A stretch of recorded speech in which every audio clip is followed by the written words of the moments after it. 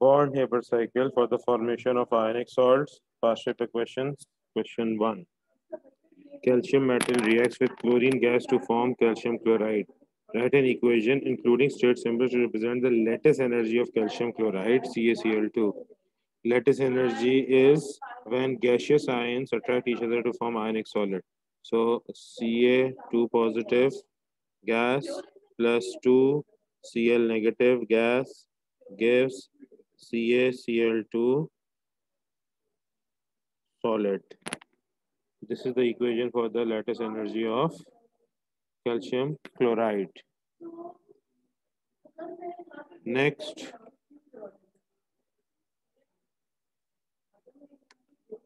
complete a fully labeled Born-Haber cycle that could be used to calculate the lattice energy of calcium chloride. Okay इन्होंने कितना बना के दिया हमें, elements they दिए हैं और फाइनल प्रोडक्ट दे दिया है। तो हमें क्या करना होगा, इन दोनों को एटमाइज करना होगा। तो atomisation of calcium 2 into atomisation of chlorine, इससे हमारे पास क्या आ जाएगा, Ca gas plus 2 Cl gas. अब कैल्शियम को आयनाइज करेंगे, first plus second ionisation energy, और यहाँ पर हो जाएगा 2 इंटू इलेक्ट्रॉन अफिनिटी, इससे बन जाएगा Ca2 positive gas plus 2 Cl minus gas. और फिर फाइनली यहाँ से यहाँ एरो शो कर देंगे and this will represent the lattice energy of calcium chloride. So this is the Born-Haber cycle that could be used to calculate the lattice energy of calcium chloride. Next, use your answer to 2, यानी जो Born-Haber cycle बनाई थी, and the following data together with relevant data from the data booklet to calculate a value for lattice energy of calcium chloride. हमको पता है कि enthalpy change of formation is equal to sum of everything else. So enthalpy change of formation is equal to enthalpy change of atomization of calcium plus 2 into enthalpy change of atomization of chlorine plus first plus second ionization energy of calcium plus 2 into electron affinity of chlorine plus lattice energy. ये हो गई हमारी equation. अब इसमें lattice energy unknown है, तो हम लोग इसमें लेटिस एनर्जी को सब्जेक्ट ऑफ द फॉर्मूला बना देंगे।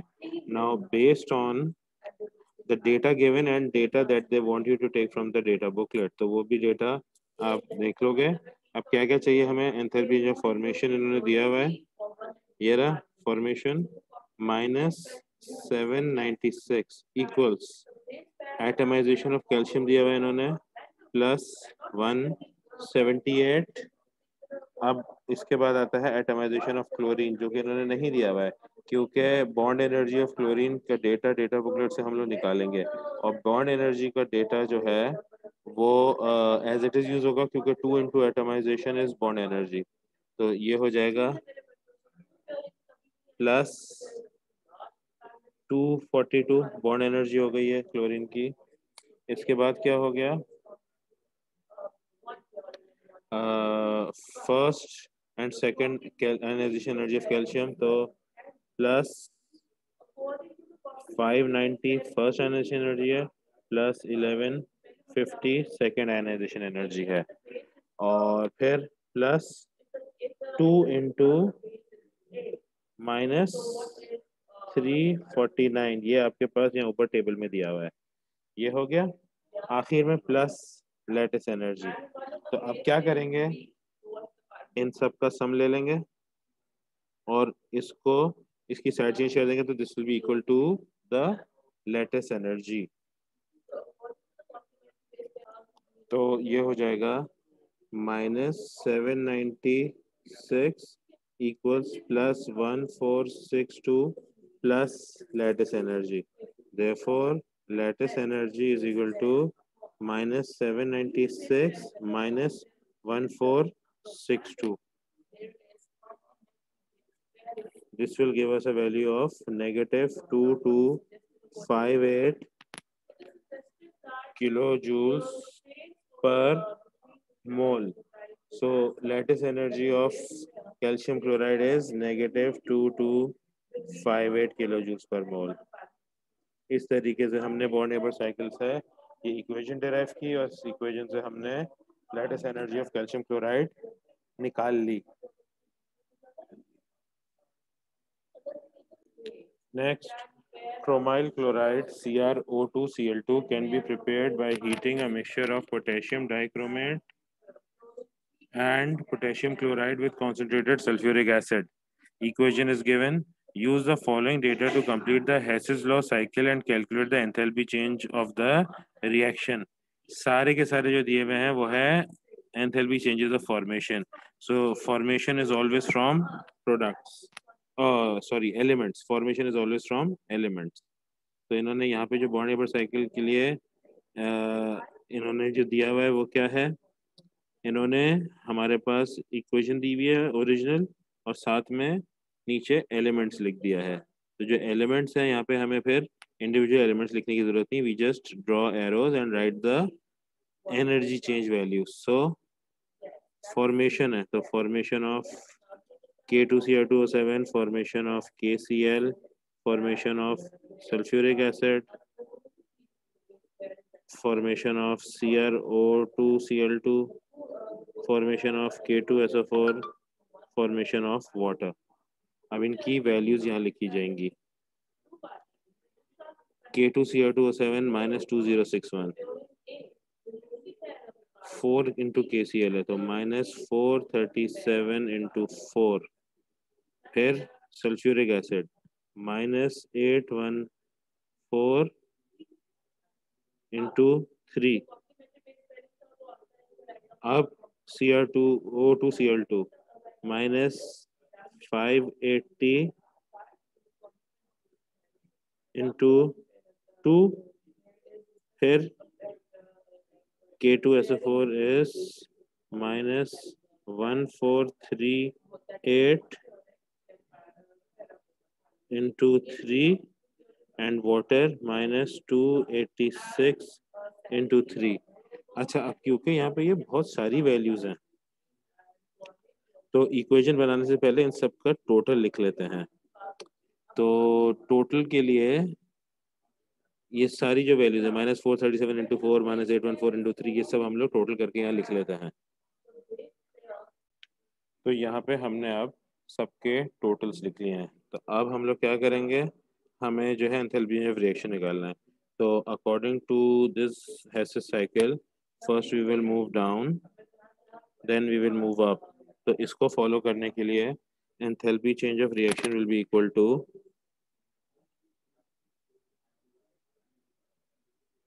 क्या हो जाएगा, जो रिएक्टेंट साइड है उसमें सब हम अगेंस्ट द डायरेक्शन जा रहे हैं तो सारे नेगेटिव साइन पॉजिटिव में बदल जाएंगे. यानी हो जाएगा plus 2061 plus 1748 plus 2442.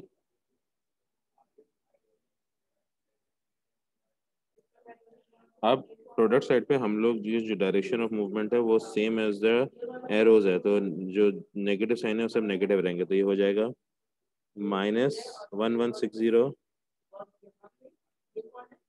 minus 4314 and minus 858. तो इनका जो सम टोटल है that will be equal to the enthalpy change of reaction. So this comes to negative 81 kilojoules per mole. The enthalpy change of reaction for the given reaction based on the enthalpy changes of formation. तो इस तरीके से हम लोग जो है अपना हेसे cycle बनाएंगे और इससे जो है enthalpy of reaction निकाल लेंगे. Next, Most car airbags contain a capsule of sodium azide. In a crash, sodium azide decomposes into its elements. Write an equation for the decomposition of sodium azide. तो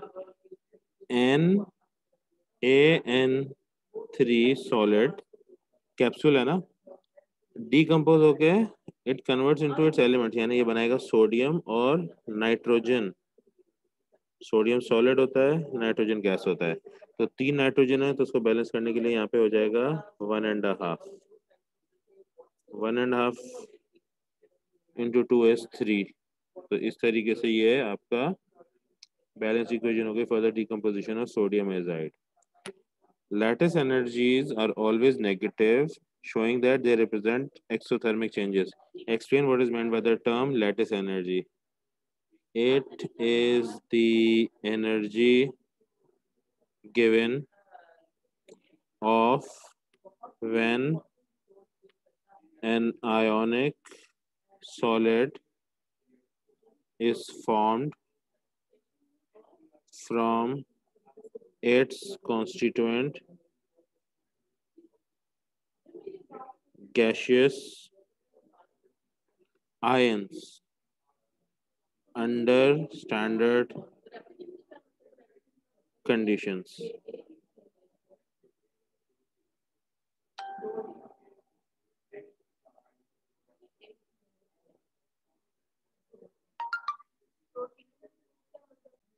Next, explain why lattice energy represents an exothermic change. Lattice energy given off results in bond formation, and bond formation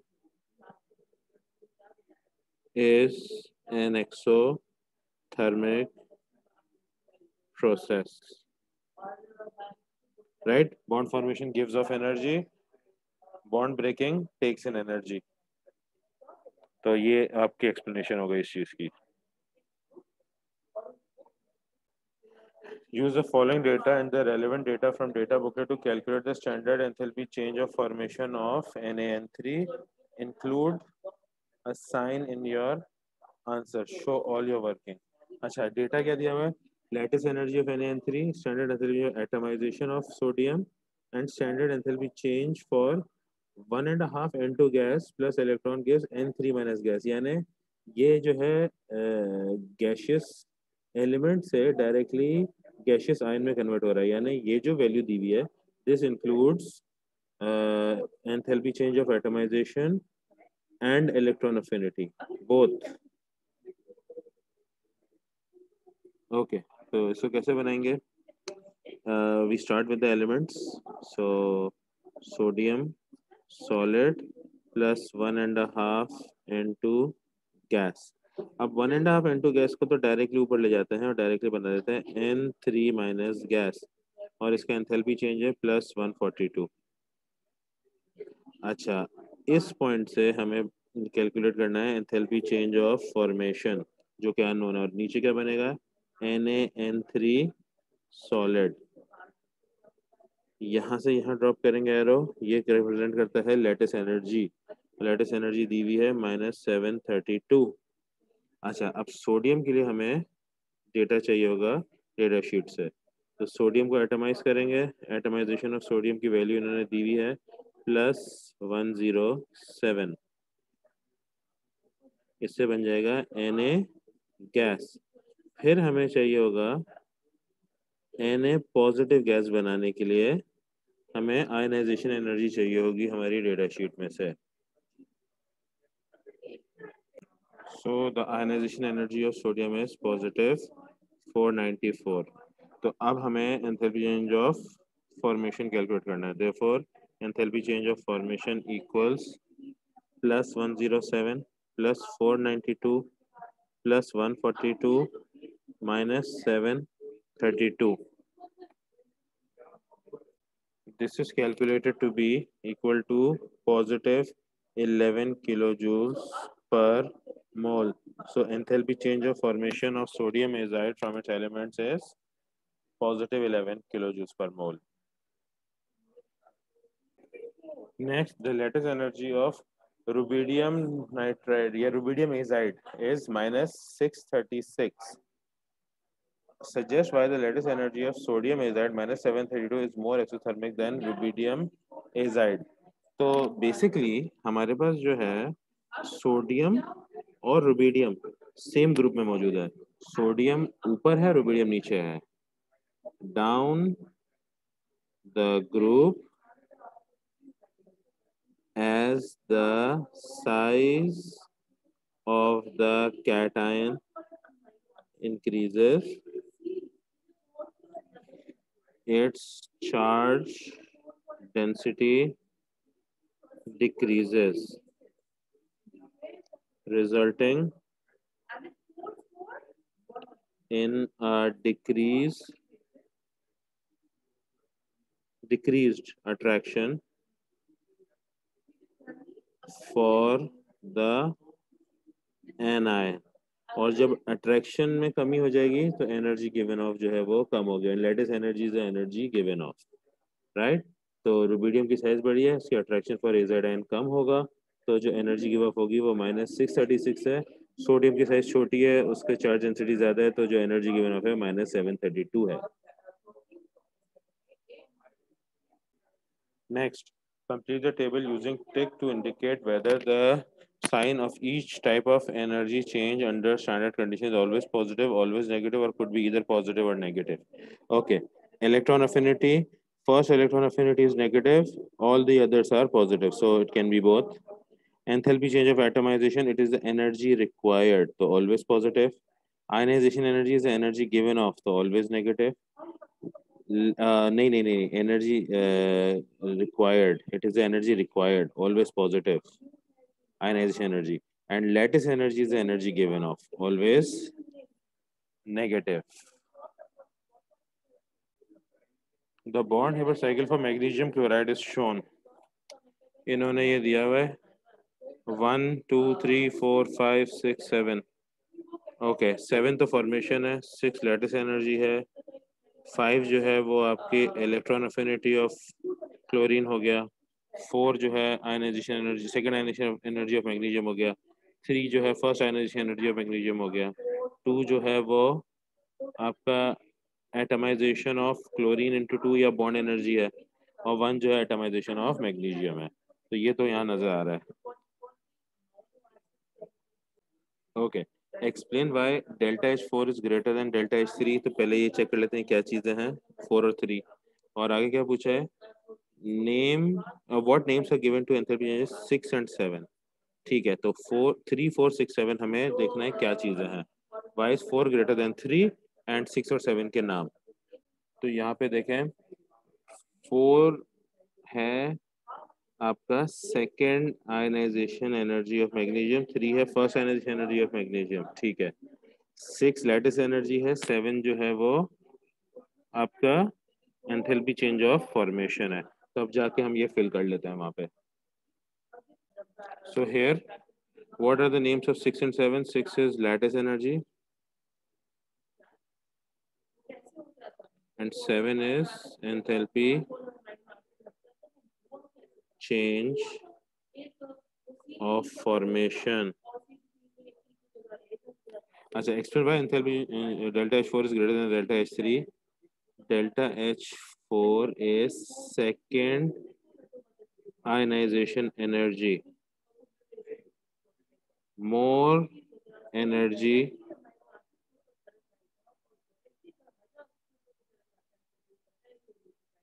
is required to remove an electron from a cation as compared to removal of an electron from an atom.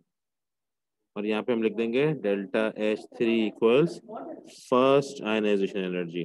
और first ionisation energy होती है removal of an electron from an atom, और second ionisation energy होती है removal of an electron from a cation. तो obviously cation जो है खुद पॉजिटिवली चार्ज है, तो more energy would be required to remove the electron from a positively charge ion, क्योंकि वो इलेक्ट्रॉन को ज्यादा स्ट्रांगली पुल करेगा अपनी तरफ। Next, chlorine is in group 17. Suggest the trend in the first electron affinity of the elements in group 17 and explain your answer. Electron affinity is the tendency.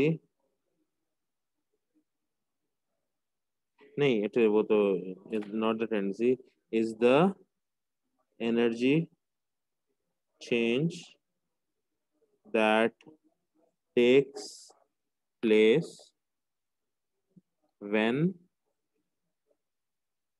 1 mole of gaseous atoms gain 1 mole of electrons to form 1 mole of negatively charged gaseous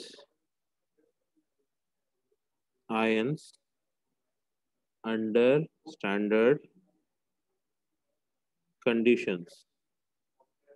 Okay, तो ये review था what electron affinity is. तो it is energy change that takes place. अब क्या होता है, electron अगर एक एटम गेन करेगा तो उसका न्यूक्लियर अट्रैक्शन इतना स्ट्रांग होना चाहिए। तो down the group as the size of the atom increases, अब ये लिखेंगे, ये आंसर है। Down the group as the size of the atom increases, the nuclear attraction experienced by the free electron, जो भार होता है, decreases. As a result, the electron affinity decreases down the group.